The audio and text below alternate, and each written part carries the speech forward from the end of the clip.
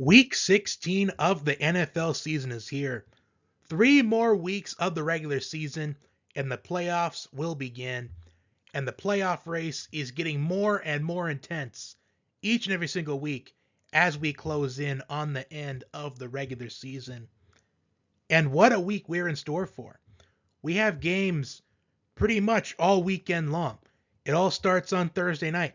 Saints and Rams, a massive game with playoff implications, as I believe the winner of that game will take possession of the final wildcard spot for the time being in the NFC conference.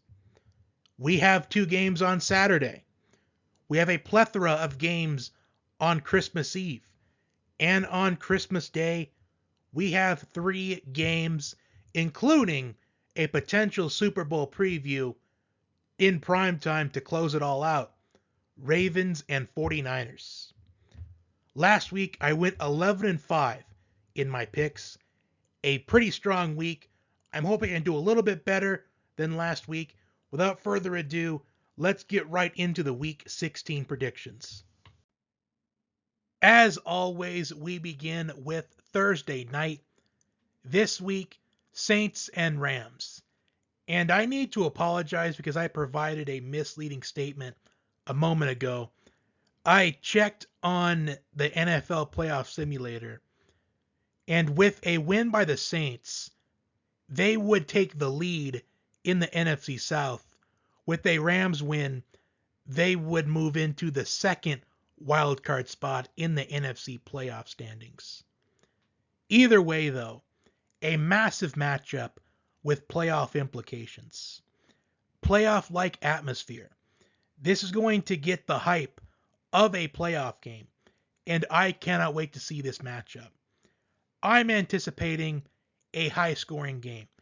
Even though typically we see primetime games are very low-scoring, but as of late, we've seen quite a bit of high-scoring primetime games, especially with this primetime game being in a dome, so there's no weather impact for this kind of game, with this being a game in a dome. But I'm going to go with the Rams because they look a bit more confident right now than the Saints. Matthew Stafford and Cooper Kupp are confident. Matthew Stafford had a strong performance against the Commanders last week. Cooper Kupp found the end zone once again last week. A phenomenal performance by Cooper Kupp. And I think in a high-scoring game, I think the Rams, they get it done. The Saints offense has shown to be unreliable at a few points in the season, while both offenses have appeared that way at some points. Lately, I think the Rams have been the more reliable offense than the Saints. But I do think we are in for a good game, and this is going to perhaps be the best Thursday night game of the year with what's at stake in this game. Bengals and Steelers, Saturday afternoon, and these two teams are trending in opposite directions.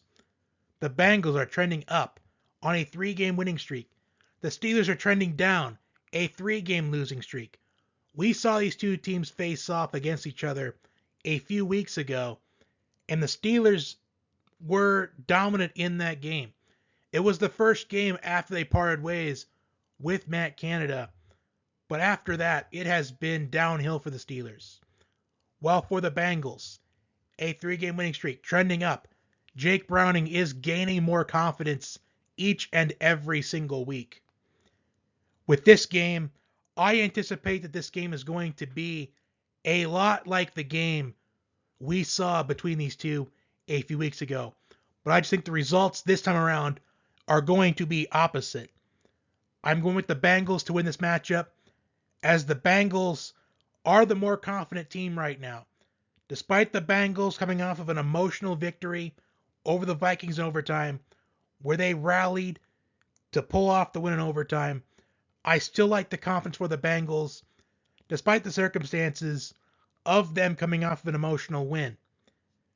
I think the Steelers, it's been downhill since the game against the Bengals a few weeks ago. It's gotten to the point where they're starting Mason Rudolph at quarterback. So now they're down to third-string quarterback Mason Rudolph to try to provide a spark for the Steelers offense, but I don't think it's going to work for the Steelers. I think the Bengals, with their confidence, being confident each and every single week, I think the Bengals, they make it 4 in a row. Saturday night, Bills and Chargers. The Bills with a dominant win over the Cowboys this past Sunday. And for the Chargers, when we last saw them on the field this past Thursday night, 63-21 loss to the Raiders. The same Raiders team that did not score a single point against the Vikings the week prior. And that was ultimately the final straw for Brandon Staley as the Chargers parted ways with him on Friday. And I think the Bills, they should win this game with ease. Although I think this game is going to be a lot closer for the Chargers than 63-21 last week. And Keenan Allen, he may play this week. It's possible he comes back this week. And that would be very helpful for Easton Stick. And Easton Stick, he had a decent game numbers-wise. But a lot of people will say that that was because the Raiders' defense was not aggressive towards the end of that game. I would be surprised if the Bills did not put up at least 40 points on this Chargers defense. I think the Bills, they win this game with ease. And I think this is going to be an all-around dominant win for the Bills. I think this is going to be a little like Bills and Commanders earlier in the year, where that was, in my opinion, the best all-around game for the Bills this season. Colts and Falcons. The Colts with a win against the Steelers last week in convincing fashion. The Falcons with a 9-7 loss against the Panthers in a rainy game. And I do want to say I am very upset with ESPN for saying there were 70,000 people at the Falcons-Panthers game on Sunday.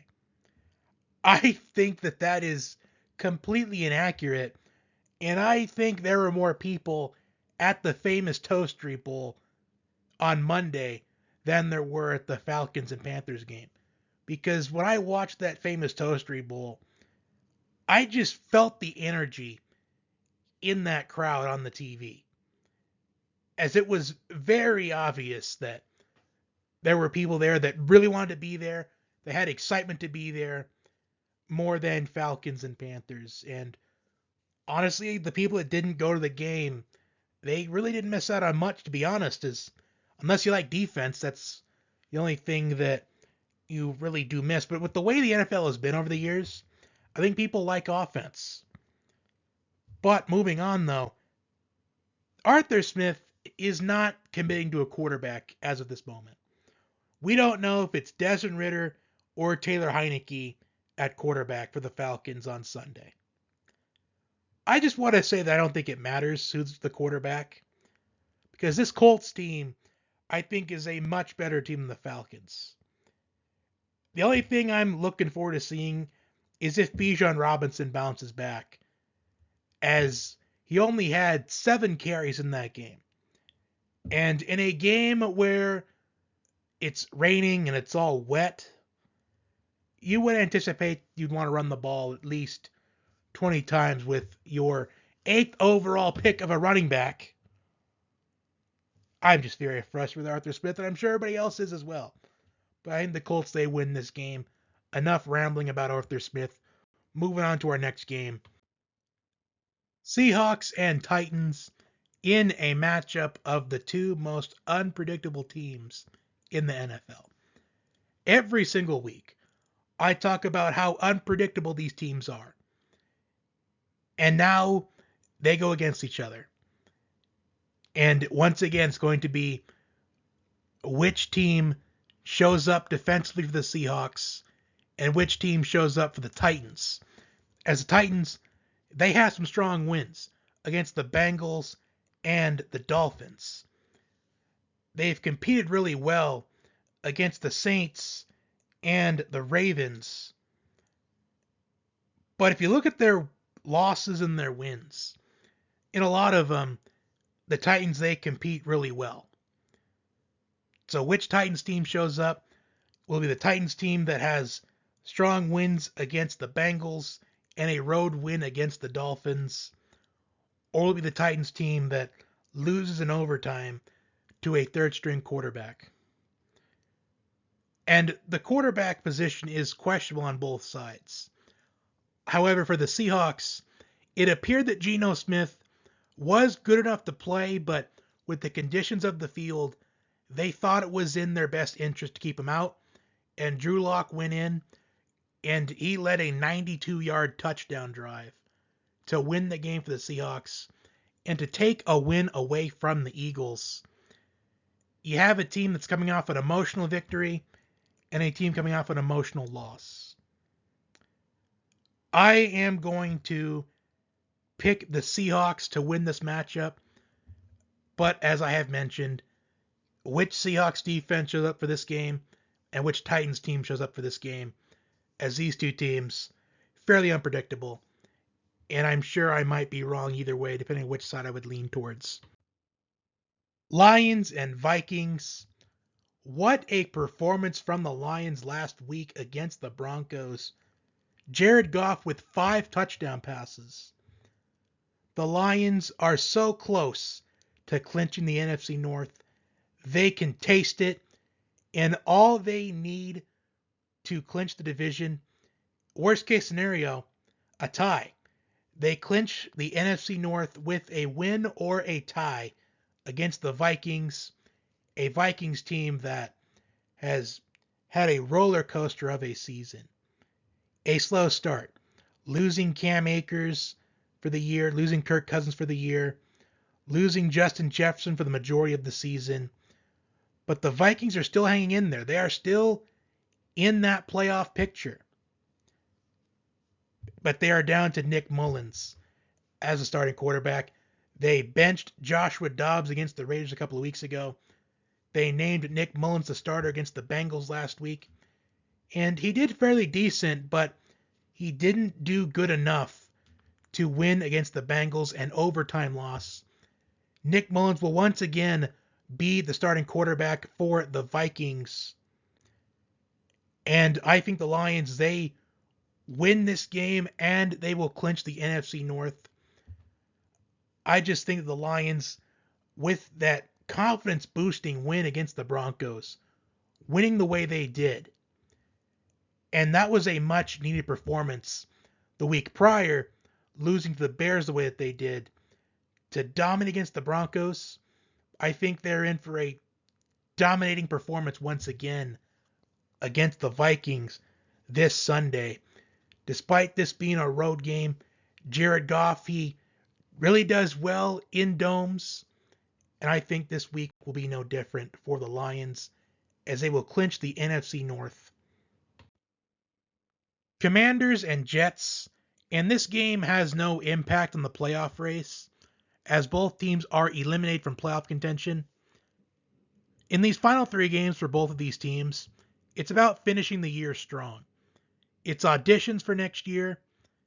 Aaron Rodgers talked about how he wanted to come back at the end of the season after sustaining an Achilles injury in Week 1 against the Bills on Monday Night Football. But he went on the Pat McAfee show and said that realistically, he's still 3 to 4 weeks away and he will not be coming back this season. The Commanders benched Sam Howell in the Rams game last week. They brought in Jacoby Brissett, and Jacoby Brissett threw a couple touchdown passes.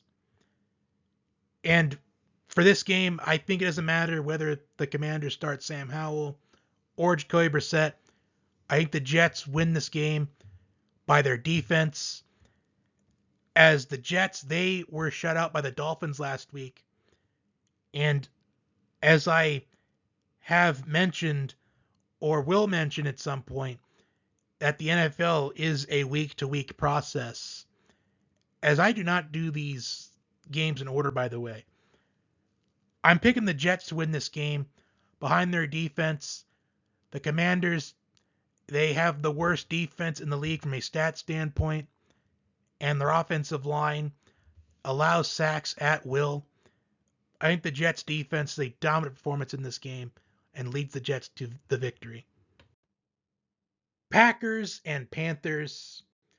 The Packers with a loss last week to the Buccaneers, where Baker Mayfield had a dominant performance against the Packers defense. And the Panthers with an emotional victory over the Falcons on a game-winning field goal to get their second win of the year. I did talk about how it was a potential trap game for the Falcons, but I just couldn't see it. But it wouldn't have surprised me. And ultimately the Panthers, they pulled off the upset. And do I think the Panthers can pull off another upset? With the way the Packers defense has been in these last couple of weeks, I think they can. But I'm not going to call it, though. I'm going to pick the Packers to win this game because despite the Packers' struggles, Jordan Love has looked really well in these last handful of weeks, as there was a stretch where he was really struggling. And it was sad to see, as someone that is rooting for Jordan Love, to have a successful NFL career. I think the Packers, they get back on the right track and they win against the Panthers convincingly. Although Packers winning convincingly with their defense feels like a risky statement to say, but I think the Packers, they get it done against a 2-win Panthers team. Because the Packers, I think, will at least not play down to the Panthers like the Falcons did last week. Browns and Texans, both teams coming off of game-winning field goals last week. Browns against the Bears, Texans against the Titans in overtime. The Texans were also led by third-string quarterback Case Keenum. For the Texans, quarterback C.J. Stroud remains in concussion protocol this week. Head coach D'Amico Ryans, he said that they will see how C.J. progresses throughout the week to determine if he will be able to play in Sunday's game. I do think whether or not C.J. Stroud plays or if he doesn't play, I think the Browns, they do get the win. A few weeks ago when the Texans played against the Jets, I talked about how the Texans do not have a win against a team that is top 10 in total defense. And that still is the case. The Texans are 0-4 this season against teams that are in the top 10 in total defense. Not only are the Browns in the top 10 in total defense, but the Browns lead the NFL in total defense. I think the Browns, they get the win behind their defense, as their defense has been a massive difference maker for them throughout the season.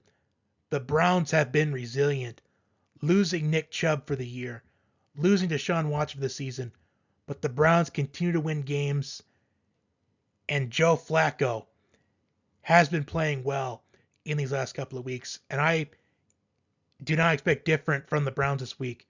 So I think the Browns, they pull off the upset as they utilize their top defense in the league from a stat standpoint, and the Texans once again lose to a top 10 team in total defense. Jaguars and Buccaneers. As far as the winner of this game, I am undecided. And I don't like to be undecided on picks. But this one is an exception. Trevor Lawrence is currently in concussion protocol. And Trevor Lawrence, he is one of those players that is built different. He's someone that's going to do everything he can to try to play in this game. If Trevor Lawrence plays in this game, I'm picking the Jaguars to win. But if he doesn't, I am picking the Buccaneers to win. As Trevor Lawrence is going to impact whether the Jaguars win or lose this game. And for those keeping score at home, if Trevor Lawrence is active for this game, I am picking the Jaguars. But if he is not, I'm picking the Buccaneers to win this game, as this one I am currently undecided on right now. Cardinals and Bears, and I'm going to pick the Bears to win this game. But I want to point out a couple of things. I pointed out last week how good the Bears defense has been in these last few weeks since acquiring Montez Sweat at the trade deadline. And they had a chance to win against the Browns last week. But their offense just couldn't get enough against the top-ranked defense statistically, as the Browns are first in total defense. Darnell Mooney, he had the game-winning Hail Mary pass, but he just couldn't hang on. And these final 3 games for the Bears, it's going to directly impact the future of this franchise. As these final 3 games, it's an audition for Justin Fields. He has these final 3 weeks to prove to the Bears organization that he is the guy that can lead this franchise moving forward. If he doesn't do well, I'm anticipating the Bears may end up trading him and taking one of the quarterbacks in April's NFL draft. I'm hoping that Justin Fields has a phenomenal performance this week, as it is a big opportunity for him. As the Cardinals, they have struggled against quarterbacks. A lot of quarterbacks have looked phenomenal against the Cardinals this season. And on paper, you would think Justin Fields is in for a massive game. But the NFL is a week-to-week process, and you just never know. But I do think the Bears, they win this game with ease. Cowboys and Dolphins in what I think is the second best game of the week, behind Ravens and 49ers. Tua is leading the NFL in passing yards with 3,921. Dak is 5th in passing yards with 3,639. Tyreek Hill leads the league in receiving yards. CeeDee Lamb is 3rd in receiving yards. But will Tyreek Hill play in this game? I think he will play in this game. The Dolphins left it up to Tyreek if he wanted to play or not, but Tyreek decided to sit this game out, and the Dolphins were able to win without him. And it was a game where the Dolphins, they relied more on the running game.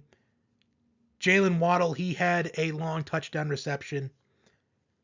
But both defenses have been holding their own nearly the entire season. The Dolphins are 5th in total offense. The Cowboys are 6th in total offense. So both of these defenses are in the top 6 in total defense. But I think that the Cowboys bounce back after last week. This is a matchup of 2 teams that many portray as they can't win against the stronger teams in the league. There's been a lot of people calling this the Fraud Bowl, as they think both of these teams are frauds.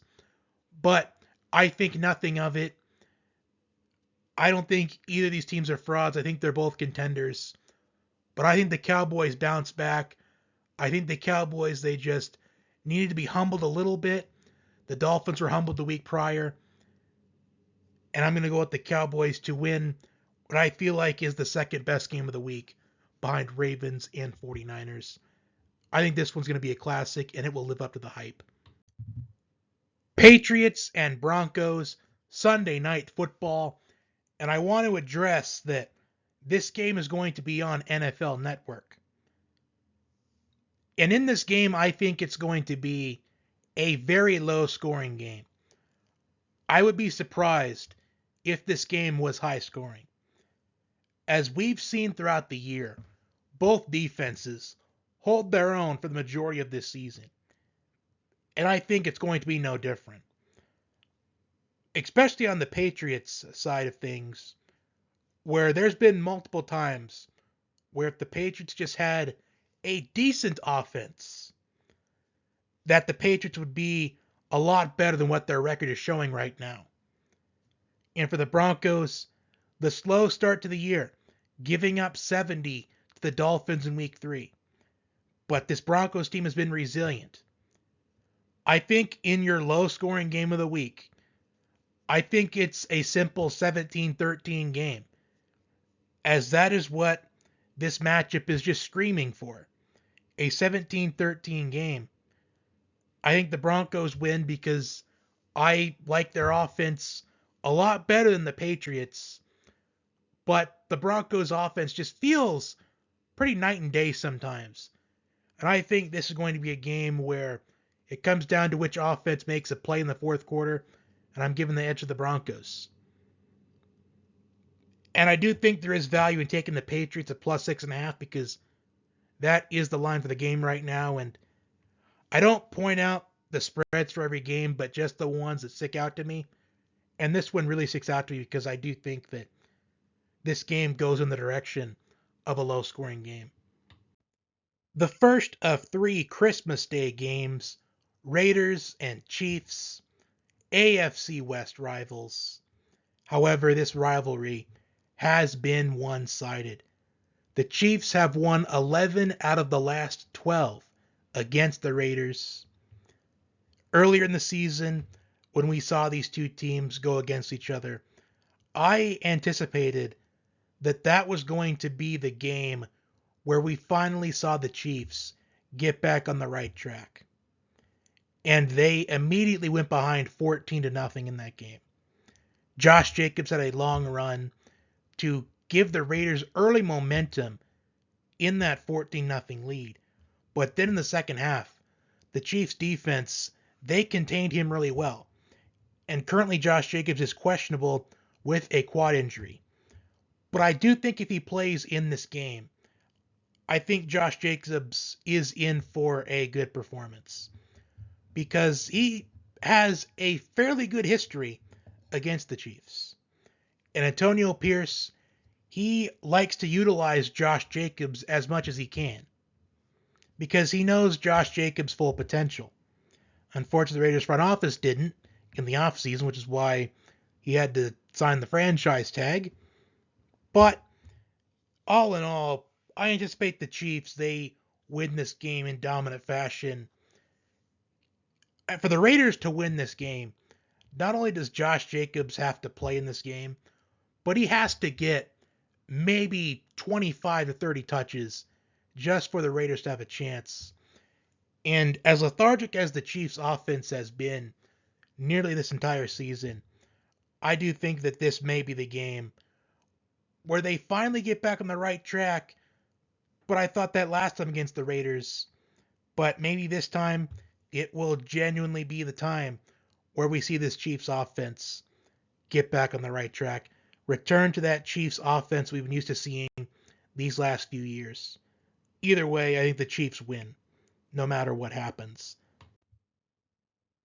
Giants and Eagles in the second of three Christmas Day games.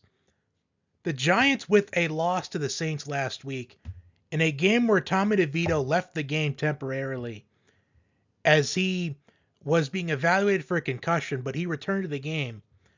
The Eagles, a heartbreaking loss to the Seahawks on Monday Night Football. And the Eagles right now are on a 3-game losing streak. And I see all these posts on social media or even people talking in the media about the Eagles being in trouble by them being on a 3-game losing streak. To be truthful with you, I really don't think anything of them losing these last 3 games. As the 49ers had lost 3 consecutive games in a row earlier in the year, and now the 49ers look like the Super Bowl favorites.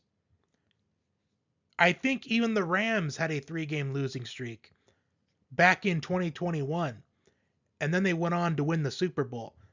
So just because the Eagles have lost 3 in a row, that does not mean that the Eagles are out of it by any means. The Eagles are still contenders. Don't get that wrong. This Eagles team they're still contenders. And I think the Eagles are going to absolutely bounce back in this game. I anticipate the Eagles win this game by a bare minimum of 3 scores. In the 3 games that the Giants and Eagles played last season, the Eagles won in dominant fashion in 2 of them. The third one, that was just a game where the Eagles were resting the majority of their starters, knowing they had the number 1 seed already wrapped up. I'm anticipating this game is going to not be an entertaining game, and for Giants fans out there, one that you want to forget very quickly. I think the Eagles, they do win by at least 3 scores, as this is a very angry Eagles team that's looking to get back on the right track, and I think they get it done here on Christmas afternoon. Week 16 wraps up with Monday Night Football, Christmas night, Ravens and 49ers, in what just might be a preview of Super Bowl 58 in Las Vegas in February. And what a matchup we are in store for, as these two teams, without a doubt in my mind, are the two strongest teams in the NFL right now. The 49ers are second in total offense. The Ravens are fifth. The 49ers are ninth in total defense. The Ravens are second in total defense. The Ravens have the best rushing offense in the NFL. The 49ers, third in rushing offense. The 49ers lead the NFL in turnover margin, while the Ravens lead the NFL in team sacks. And I will be honest, this game, it is a tough game to call. However, the sports books currently have the 49ers as a 5.5-point favorite. And you know a spread sticks out to me if I'm talking about it. I think worst case scenario, the Ravens at least cover that 5.5.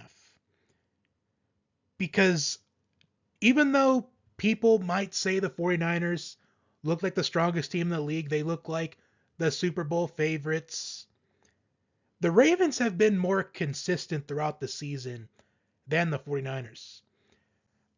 I know I talked earlier about how I don't think anything about a 3-game losing streak, but the 49ers, they lost 3 in a row at one point in the year.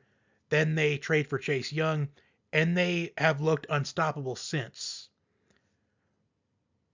But in one of those games, it looked like the 49ers, they were just completely outmatched, and that was against the Bengals.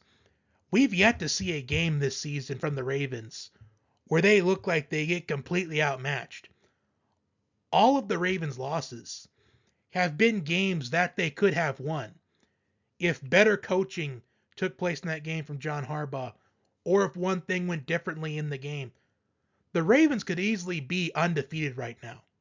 That's how good and consistent this Ravens team has been. And I am probably going to be the only person that makes this kind of prediction.